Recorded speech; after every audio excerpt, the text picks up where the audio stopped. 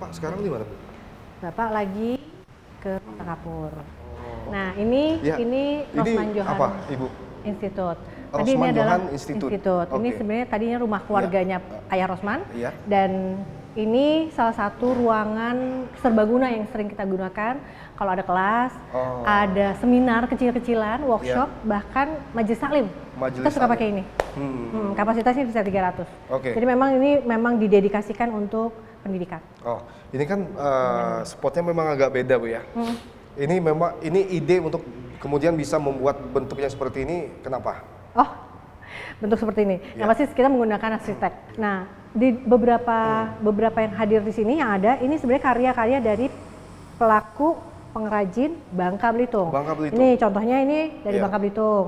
Ini dari Bangka Belitung, itu dari Belitung. Iya. Ini dari Bangka. Ini dari Bangka, itu dari Belitung. Gitu. Oke, Bu, tadi kita berbicara tentang terjunnya Ibu ke dunia politik begitu ya. Ya. Ini kan kita tahu bahwa di pemilu 2024 ini Ibu selama ini mendampingi Bapak. Tapi di tahun 2024 ini Ibu kemudian langsung terjun berkontestasi di dalam sebuah kontestasi pemilu, mencalonkan diri sebagai anggota DPR RI dan alhamdulillah kemudian terpilih begitu, mendapatkan amanah. Ini apa arti bagi seorang Melati Erzaldi? Buat saya ini sebuah pencapaian. Iya. Pencapaian kenapa? Di dalam otak saya, di dalam pikiran saya bahwa Bangka Belitung harus punya wakil perempuan. Harus punya keterwakilan suara perempuan yang ke pusat. Iya. Dan dalam sejarah Bangka Belitung kan memang belum pernah ada. Belum pernah ada, betul. Jadi ketika saya ngobrol panjang lebar dengan Pak Erzaldi, yang kamu mau bantu, saya sebenarnya agak mikir berkali-kali, karena saya akan bersinggungan langsung dengan politik. Nah, intinya adalah ketika beliau minta kamu untuk menjadi wakil rakyat untuk Bangka Belitung, saya bilang saya nanya dulu ya, saya berkontemplasi dulu nih, saya nanya dulu sama Allah, terus nanya sama anak-anak, terus mereka bilang boleh Mama, walaupun tadi melalui argumentasi yang cukup alot, karena anak-anak bilang, udahlah Mama ngapain sih ikut-ikutan kayak gitu, nanti Mama sibuk, Ayah sibuk, nanti nggak ketemu, dengan versinya anak-anak lah. Hanya ketika kita menjelaskan dengan dengan niat baik kita, terus akhirnya mereka ya udah boleh, dengan konsekuensinya adalah beberapa syarat-syarat mereka. Nah, tadi saya bilang dalam otak saya, dalam pikiran saya bahwa Bangka Belitung harus punya keterwakilan perempuan. Makanya ketika saya turun berjuang, itu saya benar-benar all out. Karena saya ngerasa saya harus menjadi wakil, saya harus menjadi inspirator buat teman-teman perempuan yang ada di Bangka Belitung. Oke, ada kamar eksekutif, ada kamar legislatif. Ibu memilih untuk masuk ke dalam lembaga legislatif gitu. Kira-kira berdasarkan atas tugas dan fungsi dari lembaga legislatif ini, apa yang ingin Ibu lakukan untuk Provinsi Bangka Belitung? Yang pasti saya, kan kalau namanya legislatif ini tugasnya adalah membuat undang-undang salah satunya. Iya, betul. Membuat undang-undang, pertama adalah bagaimana menyerap aspirasi di lapangan. Apa nih yang perlu kita perbaiki melalui undang-undang apa nih, seperti itu kan. Saya pengen berkaitan, yang pasti karena gender saya perempuan, saya pengen bahwa perempuan harus mendapatkan ruang lebih luas lagi, terutama di pendidikan, dan kesetaraan dalam mendapatkan posisi pekerjaan. Jadi itu sih yang mendasari saya. Jadi kalau legislatif, saya lebih arahnya ya tadi kerjanya rame-rame untuk membuat undang-undang. Saya pikir bisa nih dengan kritisasi saya gitu, dengan cara berpikir saya yang kritis, saya sering terjun ke lapangan, ada hal-hal yang mungkin yang bisa saya nanti sampaikan kepada teman-teman ketika nanti kita sudah duduk sebagai legislator. Ya, kan ada kita cuma kebagian 3 kursi Bu ya, DPR RI untuk di pusat begitu. 3 kursi yang kemudian dibandingkan dengan provinsi lain jumlahnya itu masih sangat kecil begitu ya. Artinya nanti kan belum tahu ini 3 orang ini akan ditempatkan di komisi berapa begitu. Tapi apakah kemudian 3 orang ini termasuk Ibu Melati itu harus betul-betul bisa masuk ke komisi dengan bidang-bidang yang sangat relevan dengan potensi yang dimiliki Bangka Belitung? Ya, itu kan tergantung partai ya. Jadi tergantung partai. Saya sih terus terang saja, memang dengan bantuannya Pak Erzaldi, saya mencoba untuk sounding nih. Saya tuh di bidang ini loh Pak gitu. Saya ngobrol dengan petinggi-petinggi partai. saya tuh cocoknya di sini. Karena selama ini yang saya jalanin, yang saya bidangi, contoh seperti ekonomi kreatif tadi, ekonomi kreatif, pendidikan perempuan juga buat saya ini sesuatu yang yang pengen saya angkat gitu ya. Tapi kan itu beda komisi. Betul. Ya kan? Nah, berdasarkan dengan apa yang sudah saya bangun, sekolah perempuan menjadi mandiri dan terlatih, saya pikir perempuan-perempuan ini diberdayakan. Oh, berdayanya apa nih? Oh, menjadi pelaku ekonomi. Pelaku ekonomi apa nih? Oh, bisa jualan makanan atau ekonomi kreatif lainnya. Jadi saya pikir, oke, ekonomi kreatif ini menjadi satu hal yang mungkin yang saya pengen kejar di situ, di komisi itu. Dan Komisi Ekonomi Kreatif dan Pendidikan Perempuan itu agak berbeda.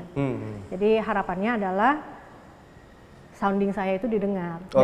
Dan mudah-mudahan saya terus terang saja, ketika saya ngepost konten di Instagram tuh saya selalu tek-tek, jadi biar mereka berarti tuh ternyata ini loh yang dijalanin. Gitu. Yang mudah-mudahan sesuai dengan yang kami inginkan. Bu Melati, yang menarik itu selain Anda sudah lolos ke Senayan sekarang ini, dan kita akan menghadapi kontestasi pilkada di bulan November nanti. Ini ternyata nama Anda juga masuk di bursa, di lingkaran kemudian yang kemudian berpotensi untuk bisa dicalonkan oleh sejumlah partai politik maupun di non partai politik. Apa yang mau Anda tanggapi dengan hal itu? Saya sih tersanjung ya, Masya Allah saya tersanjung. Tapi enggak lah, saya mau fokus aja. Fokus ini tujuan saya mau mewakili Bangka Belitung di pusat. Tidak tertarik masuk ke eksekutif? Saat ini belum. Saat ini saya belum tertarik karena saya pikir ketika saya berada di pusat, akses saya akan lebih mudah. Apa yang bisa saya bawa ke Bangka Belitung. Jadi ya untuk saat ini saya belum tertarik. Tapi bukannya posisi sebagai eksekutif itu lebih satu bisa mengeksekusi secara langsung begitu Bu ya. Yang kedua kan bukannya secara fasilitas juga ini mungkin agak lebih baik begitu dibandingkan dengan legislatif. Enggak, saya tidak tertarik. Tidak tertarik? Belum tertarik maksud saya belum tertarik. Intinya adalah tadi awal niat saya adalah satu, untuk membantu lebih banyak lagi masyarakat Bangka Belitung dengan akses-akses saya nantinya ketika di pusat. Kedua adalah semoga saya menjadi role model atau menjadi sebuah inspirasi buat perempuan-perempuan, oh ternyata perempuan bisa, oh ternyata mampu kok, nggak harus laki-laki semua gitu. Kita bukan bicara feminisme, tapi bahwa meningkatkan kepercayaan diri teman-teman perempuan, oh perempuan mampu.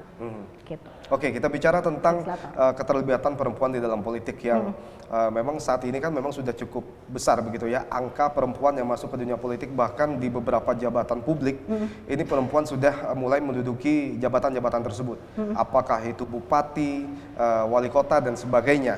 Nah, ini apakah Ibu melihat peran dari kaum perempuan di dunia politik ini sudah cukup signifikan atau belum? Belum. Kenapa Ibu? Sebenarnya kalau dihitung-hitung lagi persentasenya masih kecil untuk Bangka Belitung khususnya. Kenapa begitu? Karena saya tahu banget ketika proses pencarian teman-teman yang caleg perempuan, waduh itu susah setengah mati. Nggak ada rasa, jadi potensi nih, tapi dia nggak pede. Dan rata-rata ujung-ujungnya nggak pede.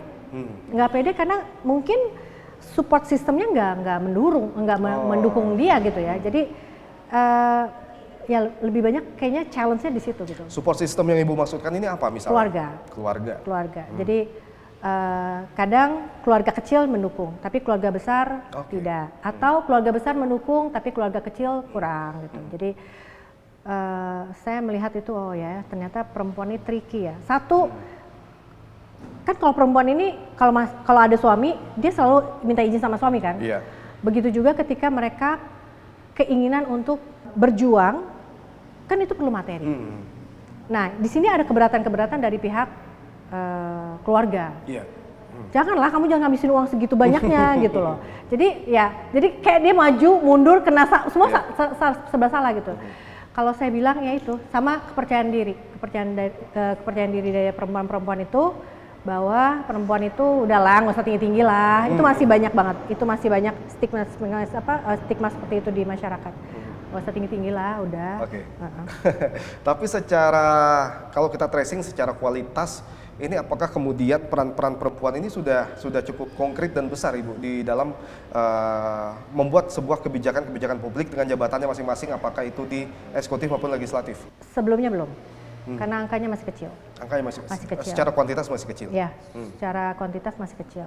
Tapi alhamdulillah hari ini reportnya pemilih Pileg 2024 ini perempuan sudah banyak, dan itu menjadi sebuah prestasi baru Bangka Belitung untuk masuk ke dalam legislatif.